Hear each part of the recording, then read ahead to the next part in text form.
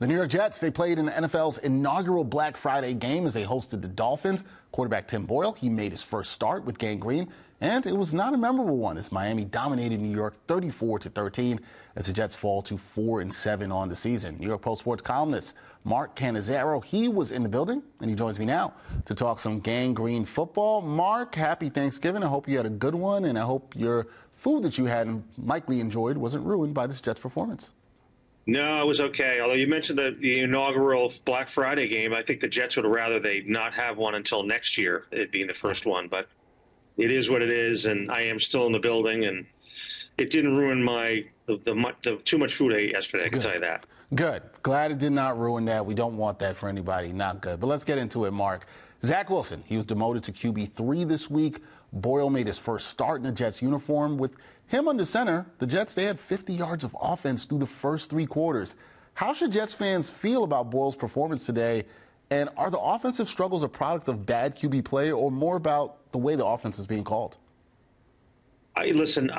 Jet fans can't feel good about what they saw today out of Tim Boyle. And in fairness, it's his first start. Who's to blame? Yeah, I think the blame is there's a lot of things that are taking place right now, and these are not excuses, but this is a guy that's a third string quarterback that's had 3 NFL starts, hasn't won one yet. Now this is his 4th. They've got an offensive line that they're in double digits about the number of players that have played on that offensive line now. They got a bunch of young guys playing. It's a mess. It's an absolute mess. So Tim Boyle there was no way Tim Boyle was going to be able to put the Jets offense on his back and carry it today. He needed a lot of help. He didn't help himself in some areas. He came into this game talking during the week about his strength was going to be getting rid of the ball quickly. Well, he got sacked 7 times, so that didn't work out so well either. But listen, you can't put the blame all on his shoulders by any stretch of the imagination. I'm not sure how much blame I can even put on Nate Hackett's shoulders, the offensive coordinator. Although, quite frankly, this has been a common denominator this entire season. The offense is terrible. They've scored 10 touchdowns on offense in 11 games, and that's inexcusable. That's just not pro football. And that has to fall on the offensive coordinator's shoulders at some point, regardless of what you're dealing with a quarterback. You have to figure a way out. I mean, listen, the Giants last week, I was in Washington, and, they got Tommy DeVito, who's a practice squad, quarterback at the beginning of the season, right into the season. And, they played a serviceably good, offensive game against not a very good Commanders team last week, but the Giants, I think what the Jet fan has to hope is that going forward, and I'm going to assume that Boyle will start again the next time, even though Saleh wouldn't really address it today. The next game is a week from Sunday against Atlanta at home. Atlanta's not a very good team. You got to try to find some continuity with Tim Boyle, and you want to hope that maybe he makes the kind of steps that Tommy DeVito made with the Giants. From his first go round, in the Dallas, gallant game that he started to the Washington game. That's really the only hope you have to find here. But, it's just, this is not sustainable for the Jets, in any way, shape or form offensively. And the defense didn't play that great, let's be honest. But the problem is the defense is broken by the time these games are decided, and the scores are more lopsided than it appears the defense has played, if that makes any sense. Well, that makes a lot of sense. And offensively, the Jets just haven't been good. You've given all the numbers there. I got to talk to you about this, Mark, because when you talk about the holidays and Thanksgiving holidays with the Jets, what's up with the Jets having an embarrassing play in a game around the Thanksgiving holiday? We had the infamous butt fumble play back in 2012. I was there in the building for that. I believe you were as well. And then on Black Friday this year, we saw the failed Hail Mary pass just before halftime against the Finns. Is the Fail Mary, which people are calling it now, is that Fail Mary pass a new low for this team, and is it a microcosm of the Jets' 2023 season? Well, it certainly is a symbol of what's taken place this year. There's no question about it. It's hard to determine a real low point, to be honest with you, Dex, because there's been so many of them. Yes, I covered the butt fumble. I was here for the Dan Marino fake spike. I've been here for a lot of really disastrous things, not just Jets versus Miami, but Jets versus everybody.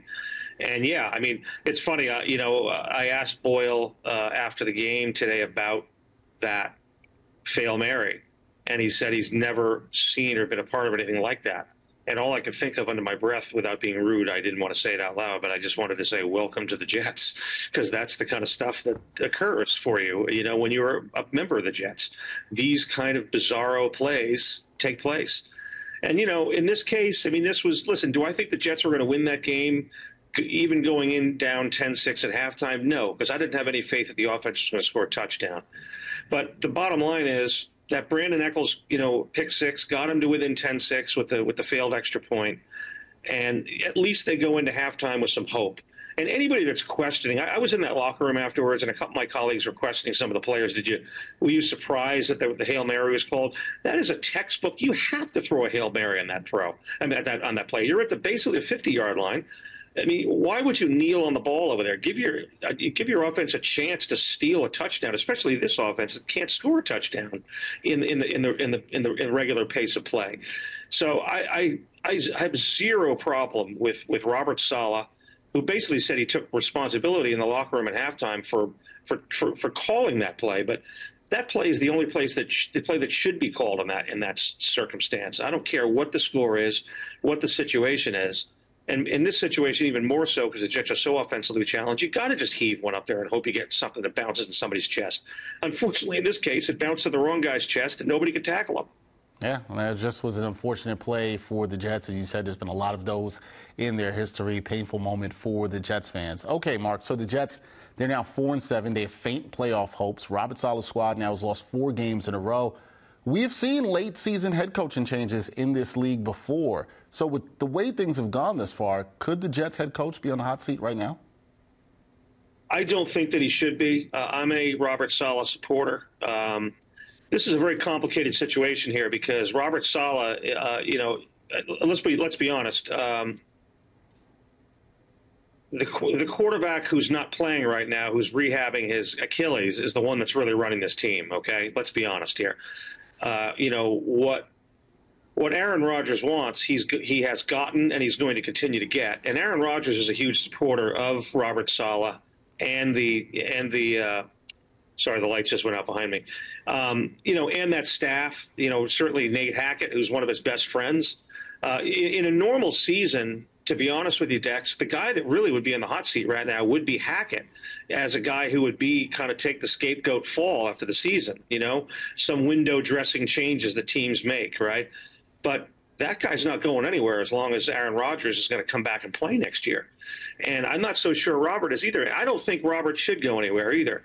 But this is a complicated situation here because there aren't any kind of those changes that owners maybe kind of nudge their general manager to make in the offseason or their head coach to make if they don't want to fire the head coach. Firing a coordinator, you can't fire Jeff Ulbrich, whose defense is one of the best in the league, and you can't fire the offensive coordinator because Nate Hackett is one of Rodgers' best friends.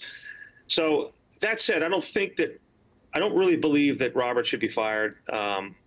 Listen, you can call them excuses, but it is what it is here. The Jets, they banked everything on Aaron Rodgers, and they lost him 4 plays into the season. Now, you can make the argument, and it's a good argument, that Joe Douglas and Robert, he has to be culpable as well, did not make the proper decision on who the backup quarterback was going to be. They thought that Zach Wilson would be serviceable enough as a backup. Well, I might agree with that as an emergency backup, but not as a guy that has to start playing as a backup 4 or 5 plays into the regular season.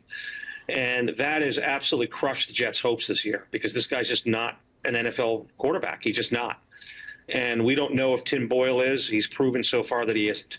So, why the Jets didn't go get, a Dobbs at the trading deadline. They didn't make any moves to try to help the quarterback situation at the trading deadline, which I thought was a mistake. Maybe you could call it hindsight, but, this guy Dobbs, who's now done a pretty good job in Minnesota, and he hadn't done that, obviously, before the trade deadline, but he was playing pretty well in Arizona prior to being moved, right? And I think that was a huge swing and a miss on the Jets' part. It wasn't even a swing. They had the bat on the shoulder on on trading deadline period, as far as we all know in terms of the backup quarterback situation. So there needs to be culpability on the part of Joe Douglas there, and Robert too, because he's part of that decision-making process as well. But the offensive line's been a mess. The quarterback's situation's been a mess. You can't function like this. Now, should they be functioning better? Yes. Again, I'll bring it across the street over here to the Giants. I mean, the Giants, after those couple of games, looked like they were going to be blown out of the season.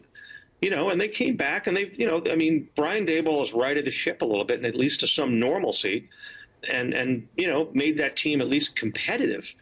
As it showed last week against Washington. Now they have a game, on Sunday against the Patriots. They have a chance to win 2 in a row here and kind of at least get the season back on the rails as best they can.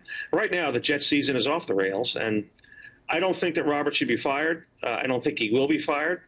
But I do think that Woody Johnson has to make some long, hard decisions, looking at the general manager.